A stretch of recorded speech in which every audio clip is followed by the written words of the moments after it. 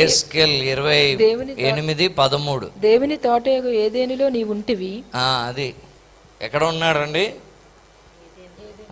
చాలా చక్కగా అతను ఉన్నట్లు అదంతా రాయబడి ఉంది. అక్కడ వచ్చేసరికి అక్కడ ఏమైంది? దేవుణ్ణి చూసినవాడు దేవుని స్వరూపం పోలికలో ఇద్దరిని చూశాడు. సో యుద్ధము ప్రారంభించాడు. చాలా చక్కని ఒక కార్యం జరిగింది అక్కడ. మనం చూసాం ఏంటి ఆ కార్యం అని. అపవాది ఎప్పుడైతే మానవుడిని పాపంలో పడవేశాడో వెంటనే దేవుడు వాగ్దానం కూడా ఇచ్చి దేవుడు ఏం చేశాడు?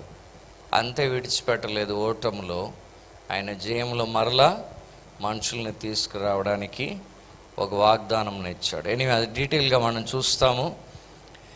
ఈ యుద్ధం అంతా జరగడానికి ఆరిజిన్ ఇమేజ్ ఆఫ్ గాడ్ అయితే, యుద్ధం అంతా జరిగినది ఒక దాన్ని ఆధారం చేసుకొని. లూసిఫర్ చూసినప్పుడు ఏం కనబడుతుంది? దేవుని స్వరూపం పోలిక ఆదామవులు. కానీ యుద్ధం చేసింది స్వరూపం మీద ఆధారం చేసుకొని కాదు, ఒక దాన్ని ఆధారం చేసుకొని దీన్ని పాడు చేశాడు. So the whole battle was based on the word of God. జయముకైనా అపవాది జయించాలని చేసిన యుద్ధం అంతటిని ఒక దాన్ని బేసిస్గా పెట్టుకున్నాడు. అదేంటంటే ఒకే ఒక మాట, 3వ అధ్యాయం 1వ వచనంలో ఉన్న మాట. దేవుడైన యెహోవా చేసిన సమస్త భూజంతువుల్లో సర్పం యుక్తి గలదై ఉండెను. అది ఆ స్త్రీతో, ఇది నిజమా? ఈ తోట చెట్లలో దేని ఫలంనైనా మీరు తినకూడదని దేవుడు చెప్పానా? దేవుడు చెప్పాడా? Indeed as God said. దేవుని నోటి నుండి మాట వచ్చిందా? దేవుని మాట ఇది అనే దాని మీదే మొత్తం యుద్ధం అంతా ప్రారంభమైంది. మనిషికి, లూసిఫర్. జయము అనేది దేని మీద బేస్ అయి ఉందండి? దేవుని మాట మీద బేస్ అయి ఉంది. ఈనాడు స్వరూపం కోల్పోయిన మనము, మనలో దేవుని స్వరూపంని దేవుడు ఏర్పాటు చేస్తున్నాడు, తయారు చేస్తున్నాడు అంటున్న దేవుని కార్యం జరుగుతున్నట్లయితే మన వంతు, మన బాధ్యత ఏంటి? ఏమండి, దేవుడు అందుకే రక్షించుకున్నాడు. ఆ స్వరూపం ఆయన తయారు చేస్తున్నాడు. మనకు తెలియంది ఆదాం పాపం చేయకముందు ఎలా ఉన్నాడో మనకు తెలియదు కదా. మహిమ నుండి అదంతా దేవునిది. సరే, మనదేంటి? దేవుడు ఏం చెప్తున్నాడు మనకనేదే ముఖ్యం. దేవుడు చెప్పాడా? ఇది దేవుని మాట, వాక్యం చెప్తుందా? వాక్యం విన్నావా? నీకు బైబిల్ ఈ విషయం ఏం చెప్తుందో తెలుసా అనే ప్రశ్న వేసేది లూసిఫర్, ఇంకెవరో కాదు. ఏ విషయమైనా, ఈ విషయమై బైబిల్ ఇలాగే చెప్పిందా? బైబిల్ చెప్తుందా? దేవుడు చెప్పాడా? దేవుడు చెప్పాడా? దేవుడు చెప్పాడంటే అపవాది రెడీ అయిపోతున్నాడు. దేనికి?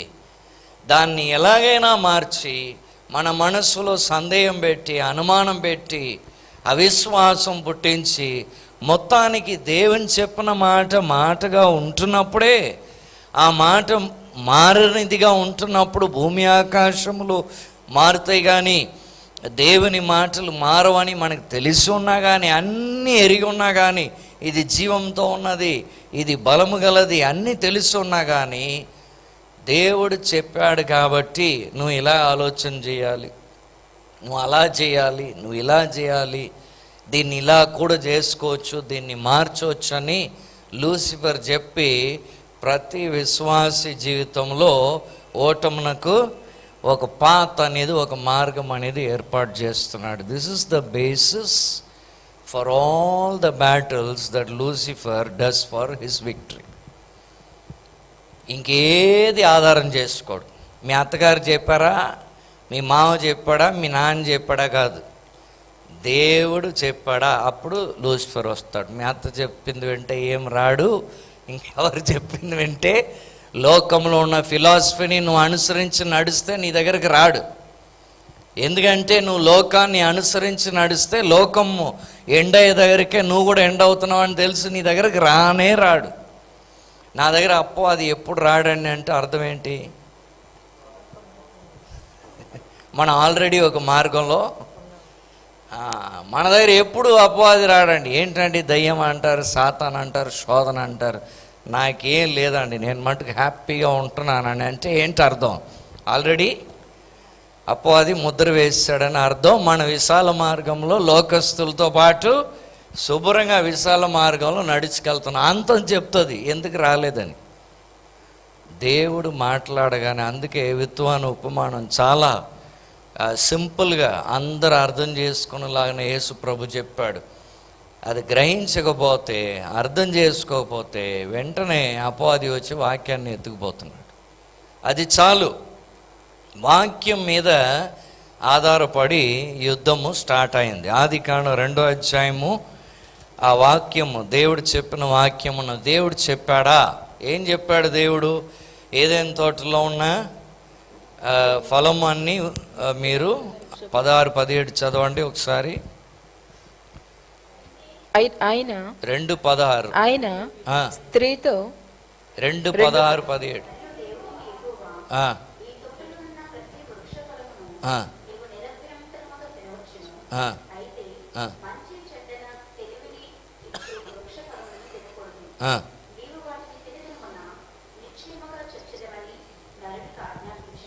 ఆజ్ఞ. అదేనండి గమనించవలసిన పదం, అండర్లైన్ చేయవలసింది. The lord commanded. The lord said కాదు, ద లార్డ్ కమాండెడ్. దేవుడు తన స్వరూపమందు తన పోలికయందు నరుడిని సృష్టిస్తే ఆ నరుడు దేవుని స్వరూపం కలిగినవాడా పోలిక కలిగినవాడా అని టెస్ట్ అనేది చేయబడాలి. చాలామంది అడుగుతారు, ఎందుకు ఆ చెట్టు పెట్టడం, ఎందుకు అక్కడ తెలిసి చెట్టు పెట్టడం ఎందుకు? తన స్వరూపం మనం ఏం చూసాం? స్వేచ్ఛత్వము, ఆలోచన శక్తి, నిర్ణయించే శక్తి, భావాలు, ఆత్మీయ లక్షణాలు, మహిమ, నిత్య నివాసిగా, మరణము లేని నిత్య నివాసిగా, నిత్యత్వం కలిగిన వాడుగా, ఇవన్నీ లక్షణాలు కలిగిన వాడుగా ఒక సృష్టిని దేవుడు చేశాడంటే it has to be tested and proved. టెస్టే లేకపోతే ఏంటి గ్యారంటీ?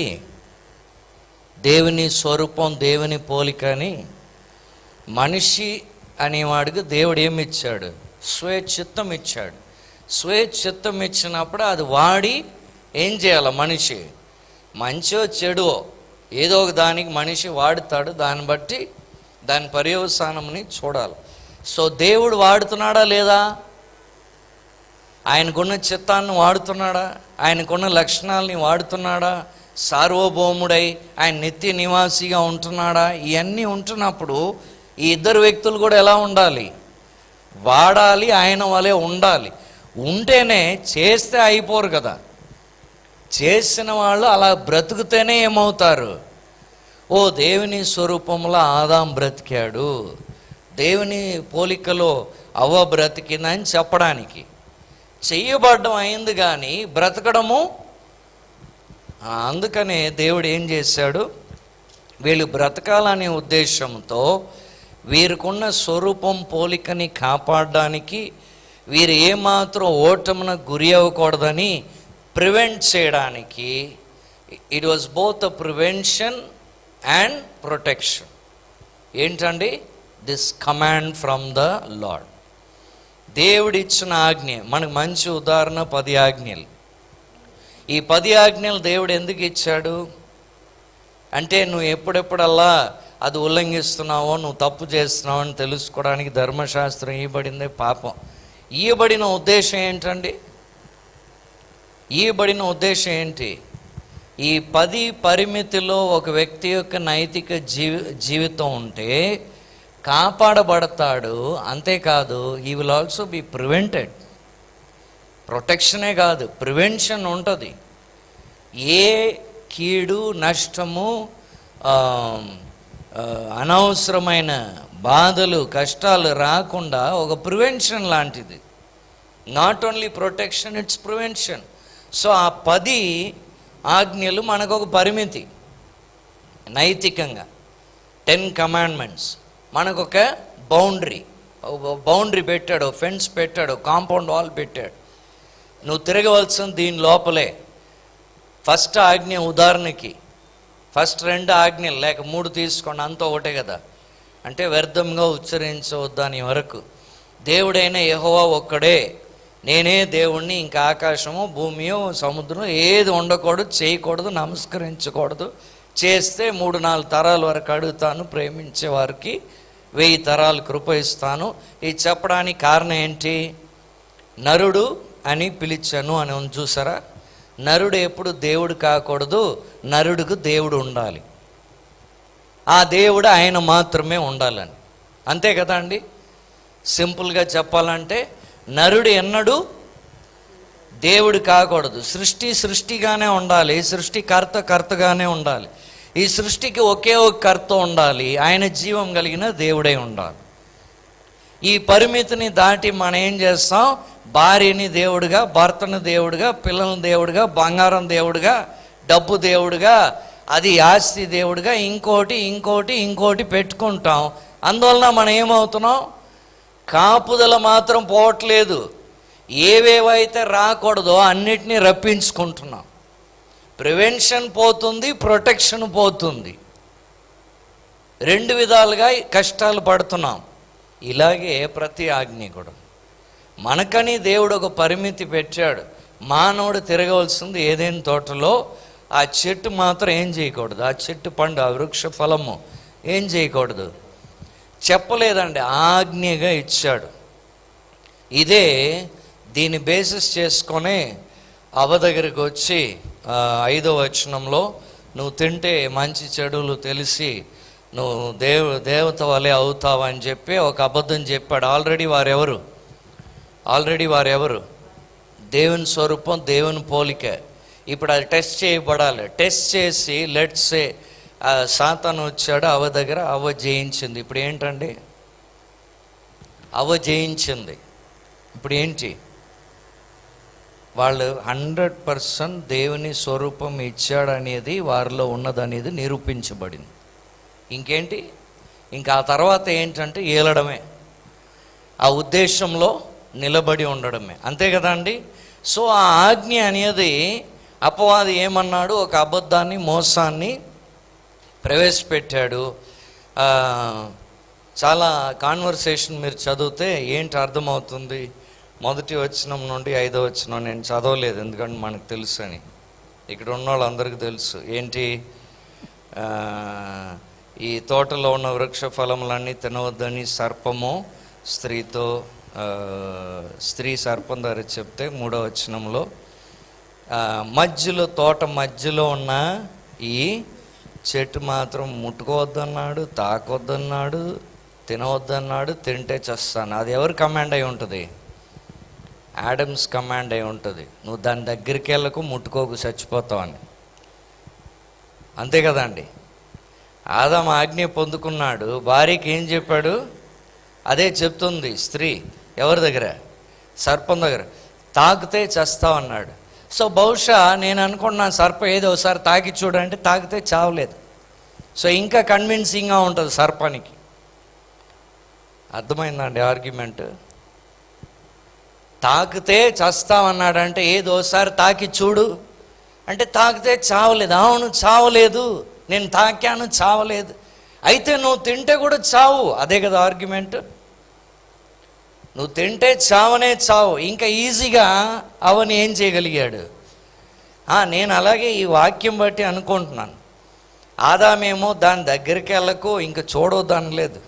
ఎలా చూస్తుందని, తాకొద్దు, ఏం చేయవద్దని చెప్పాడేమో. సర్పం దగ్గర ఈమె తాకితే చచ్చిపోతాం, తాకి చూడు చావు, అంత మహిమ అంతా అలాగే ఉంది. తాకితే తింటే కూడా నువ్వు చావు అంటే అవ ఏం చేసింది?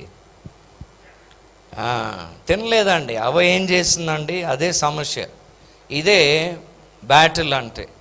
ఇదే జయముకైన యుద్ధం. మనం 5th వర్స్ చదివితే 1 నిమిషంలో చదువుతాం, 6th వర్స్ ఇంకో నిమిషంలో చదువుతాం.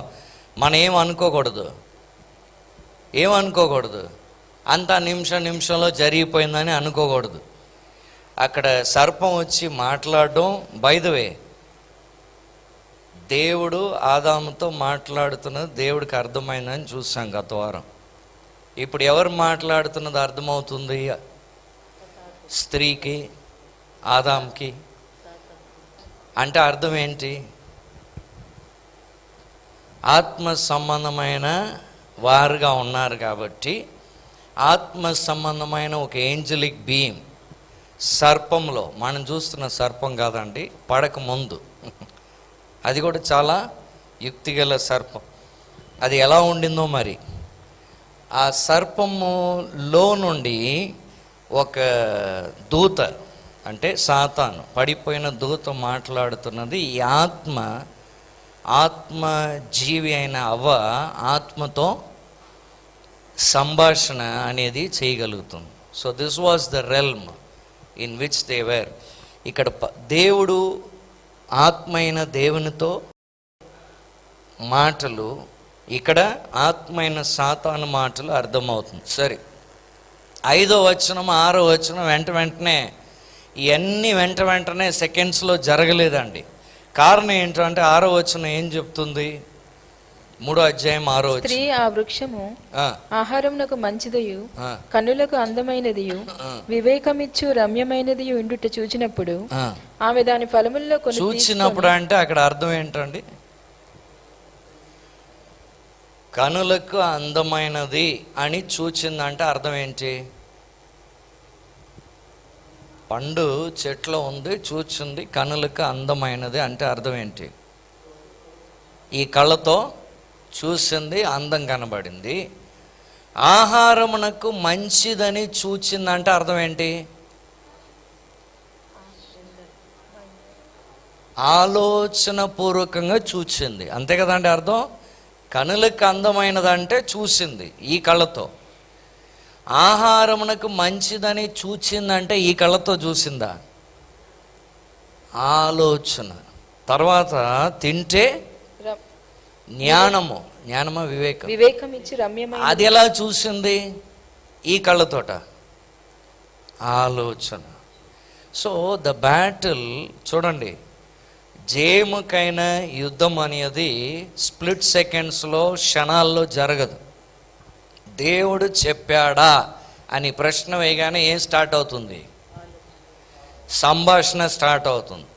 ఎప్పుడైతే నువ్వు తింటే చావు అని ఒక ఆపోజిట్ మాట వచ్చిందో, పరిమితి దాటితే బాగుంటుంది, రూల్స్ దాటితే బాగుంటుంది, క్రమము దాటితే బాగుంటుంది అనేది మానవులైన మనకి సహజంగా అపవాది పెడుతున్న ఆలోచన. ఒక రూల్ పెడితే దాన్ని ఉల్లంఘిస్తేనే బాగుంటుంది. ఏంటి దాని అర్థం?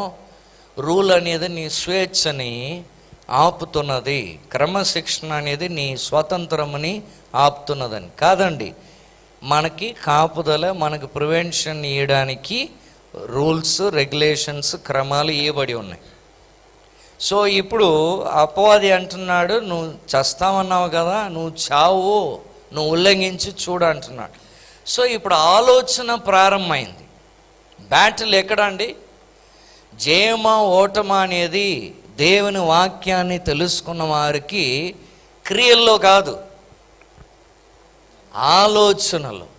ఆలోచనతో కూడిన ఒక చూపు. ఏంటి?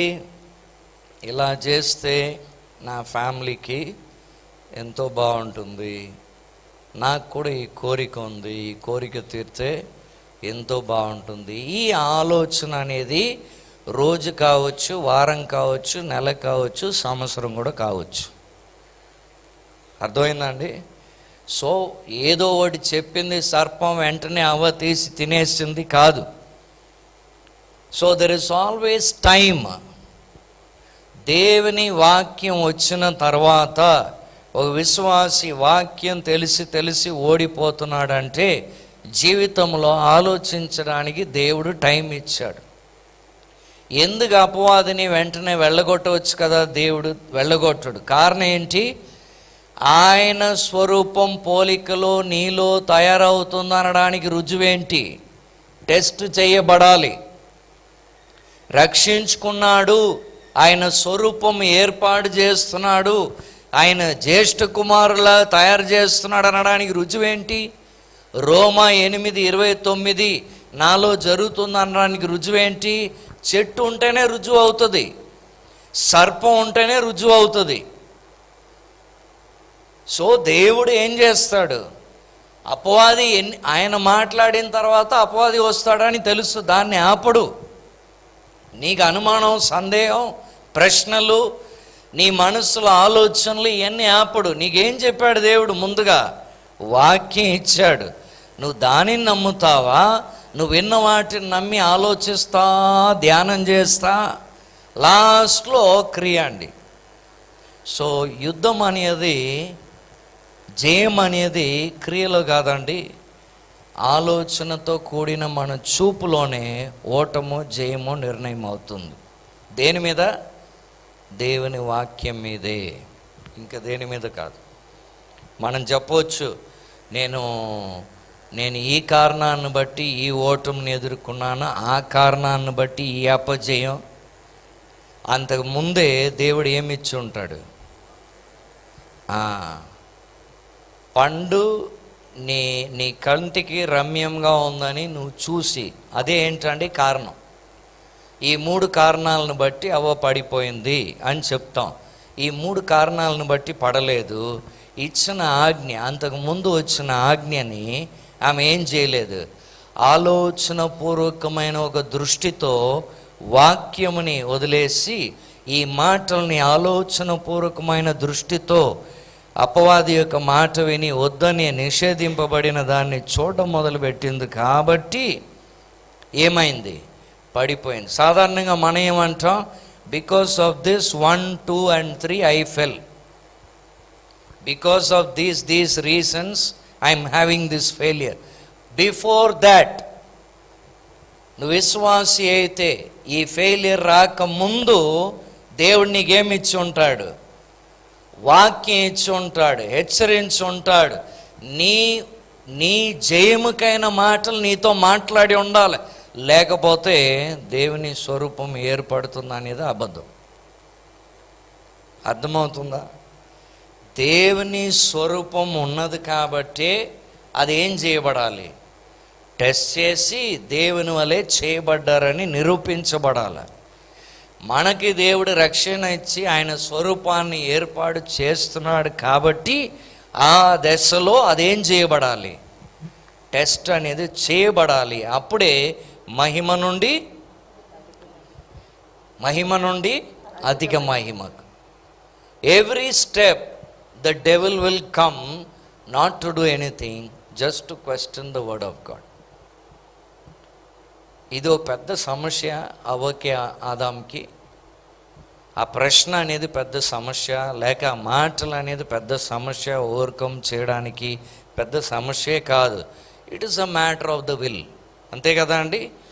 ఎవరి నిర్ణయం వారిది, ఎవరి చిత్తం వారిది. ఇది సమస్య కాదు. అపవాది సర్పం సమస్య కాదు. అక్కడ సర్పం యొక్క మాటలు ఏది సమస్య కాదు. ఆల్రెడీ ఏముంది? ఒక తోట అంతా రుజువు ఉంది. వారిని చూస్తున్నారు, దేవుణ్ణి చూస్తున్నారు, రెండు ఒకేలా కనబడుతుంది. ఇంకేం కావాలి? సర్పం ఆమె ఒకలా కనబడలేదు. అది ఒక చక్కని యుక్తిగల ఒక సృష్టిగా కనబడుతుంది. కానీ దేవుడు, వారు ఒకలా కనబడుతున్నారు. తోట ఉన్నది, దేవుని లక్షణాలు, సహవాసం, ఇవన్నీ రుజువు ఉన్నాయి. కాబట్టి సమస్య అక్కడ లూసిఫర్ కాదు, సర్పం కాదు, ఆ మాటలు కాదు. మన చిత్తముని మనం ఎలాగా దేవుడిచ్చిన స్వరూపముని, ఏది నిర్ణయించే శక్తిని మనం ఎలా వాడుకుంటున్నాము అనే దాని మీదే బేస్ అయి మన ఓటము, మన జయము ఉంటుంది.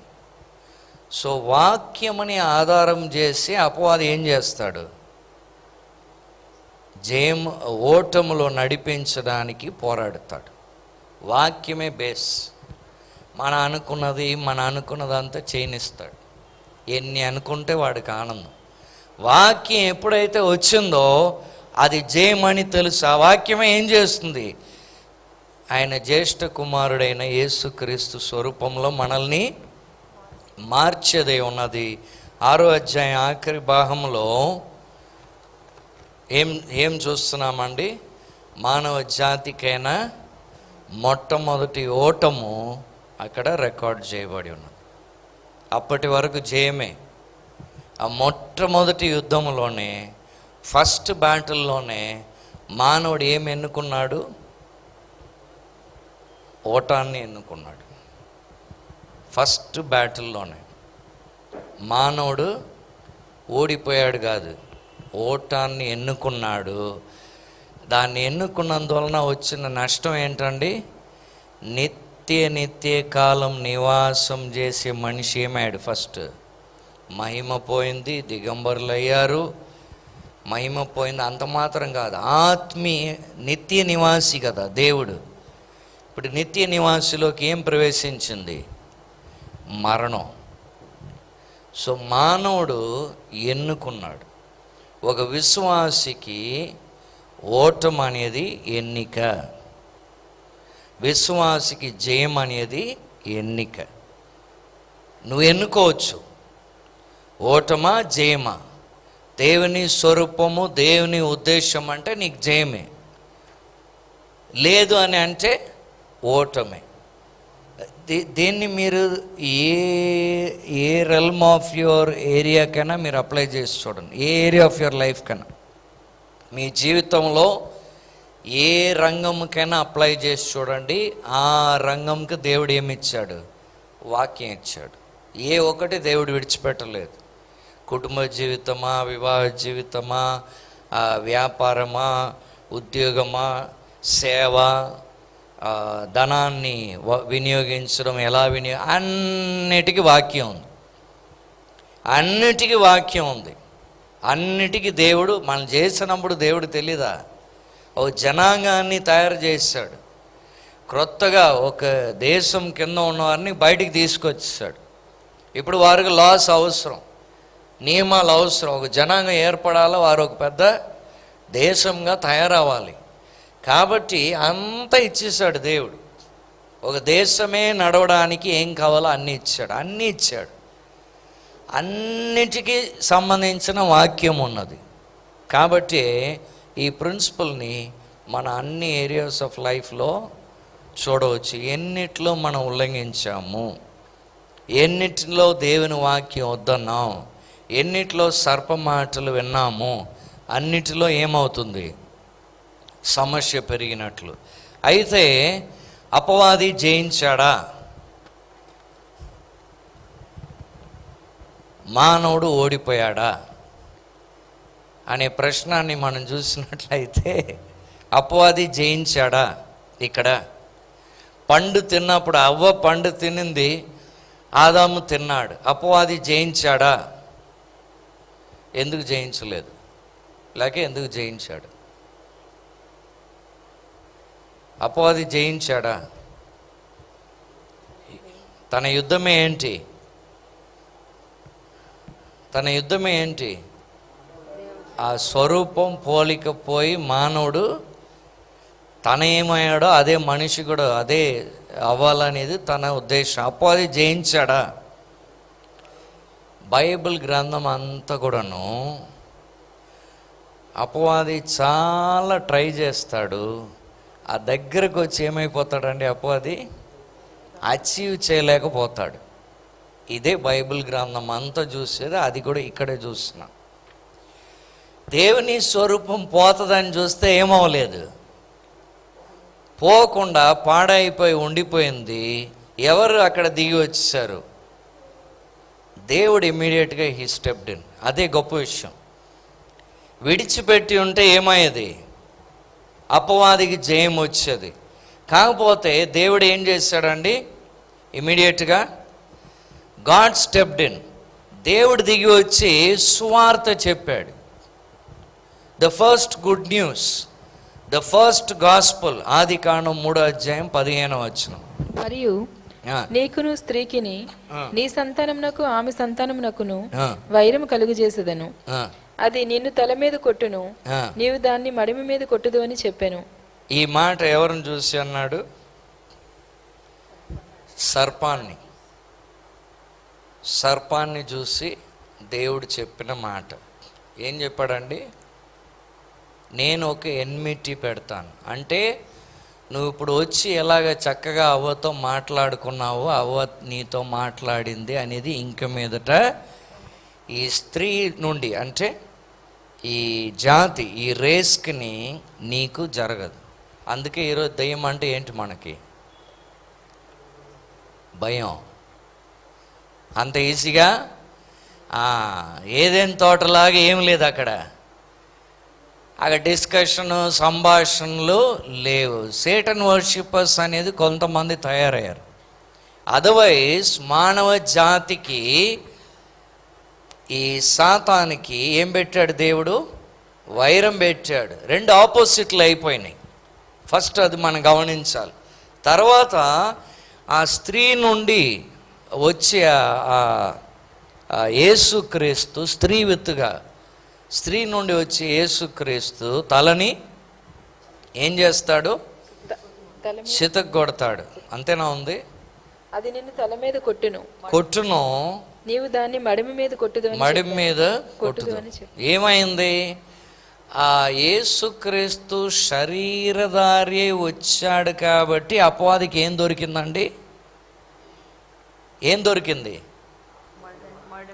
అఖీల్. శరీరంలో వచ్చాడు కాబట్టి ఆ సిలువేయడం. శరీరధారి మన గురించి రాకపోతే ఆ మడిమి కూడా అపవాదికి దొరికే అవకాశమే లేదు. అదే వాట్ ఈస్ బ్రూయిసింగ్ ద హీల్ అంటే ఆయన శరీరి అయ్యాడు. ఆ దొరకాలంటే ఏమవ్వాలా?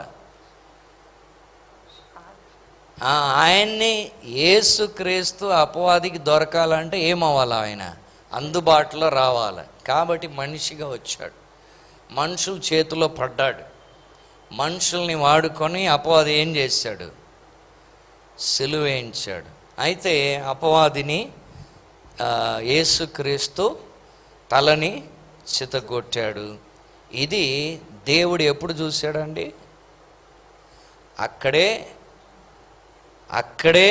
అప్పుడే దేవుడు చూసి ఏం చేశాడు? మానవ జాతి అంతటికి జయము. ఎవరిని బట్టి? యేసుక్రీస్తు నా కుమారుని. అప్పుడే ప్లాన్ వేసాడు.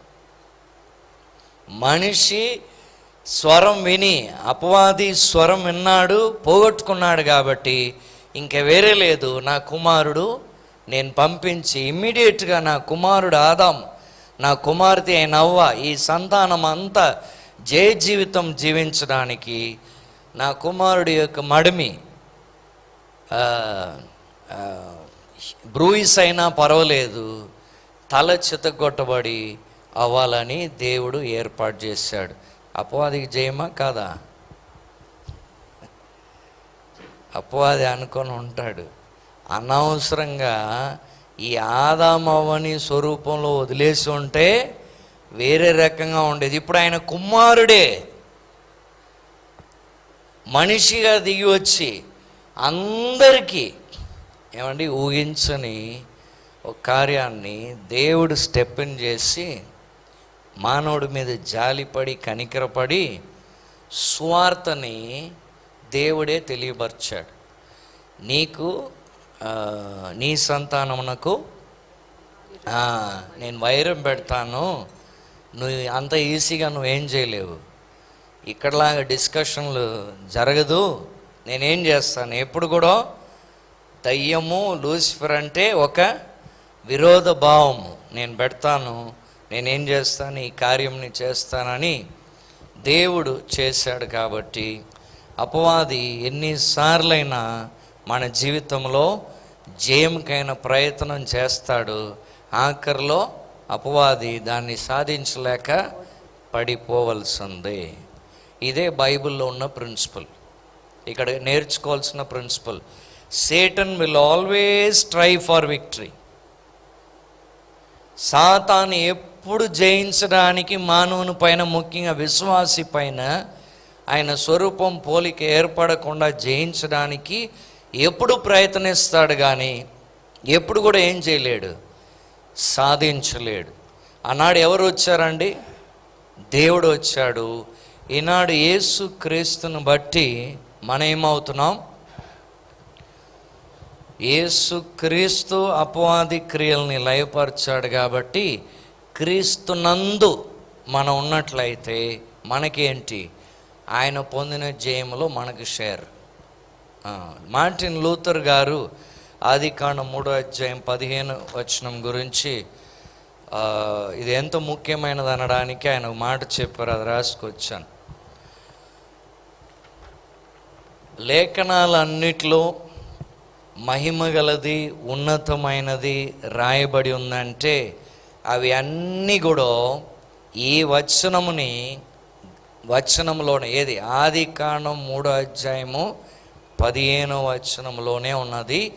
దీన్ని ఎవరైతే కాంప్రిహెండ్ అంటే గ్రహిస్తారో లేఖనాల్లో ఉన్న సత్యం అంతటిని గ్రహిస్తారు. అందుకే జెనిసిస్ 1-11 ఏం చేయరు? ఆదికాండం 1 నుండి 11 వరకు ఏం చేయరు? నమ్మరు. అది నమ్మితే ఏం నమ్మాల్సి వస్తుంది? మిగతా బైబిల్ అంతా నమ్మాల్సి వస్తుంది. ఎందుకంటే ఆది సృష్టి పడిపోవడం, రక్షణ, మరలా మానవ జాతి హతమవడం, నూతనమైన జాతి ఏర్పడడం, ఇదంతా ప్రారంభ చరిత్ర మొత్తం ఈ 11 అధ్యాయాల్లో ఉంది కదా. అందుకే ఈ 11 అధ్యాయాలు నమ్మకపోతే మొత్తం బైబిల్ అంతా శూన్యమే. అందుకే మొదటి 11 అధ్యాయాలు నమ్మరు, ప్రశ్న వేస్తారు. అది ఎలా నమ్మగలం? అది ఎలా? అది ఉంది, అది ఉంది, ఇది ఉంది, అదేంటి వరద రావడం ఏంటి, అదేంటి, ఇదేంటని ఇదే గొడవ. ఎనీవేస్, అందుకనే మార్టిన్ లూథర్ గారు ఏమన్నారు? ఈ 15వ అధ్యాయం కనుక మనిషికి అర్థమవుతే లేఖనాల్లో ఉన్న నోబుల్ అండ్ గ్లోరియస్ ట్రూత్ అంతా కూడా అర్థమవుతుంది. ఇది మనకు ముఖ్యం. ఎందుకు ముఖ్యం అంటే ఈ ప్రిన్సిపల్ తెలుసుకుంటున్నాం. ఏదేని తోటలో ఎంత ప్రయత్నం చేసినా, because God stepped in, he proclaim victory. ఆయన సువార్తని ప్రకటించాడు. అందుకే అది ప్రోటో ఇవాంగలియం అంటారు. అంటే ఫస్ట్ గాస్పుల్, బైబిల్లో రికార్డ్ చేయబడిన మొట్టమొదటి సువార్త, శుభవార్త. మానవుడు పడిపోయాడు, మానవునికి శుభవార్త అన్నమాట. రోమాపత్రిక 16:20. రోమాపత్రిక 16:20 చదువుదాం. సమాధానకర్తయగు దేవుడు సాతానును మీ కాళ్ళ క్రింద శీఘ్రంగా చితకదొక్కించును. ఏమన్నాడండి పౌలు గారు? సమాధానకర్తయగు దేవుడు సాతాన్ని మీ కాళ్ళ క్రింద శీఘ్రంగా చితకదొక్కించును. మన ప్రభువైన యేసుక్రీస్తు కృప మీకు తోడై ఉండును గాక.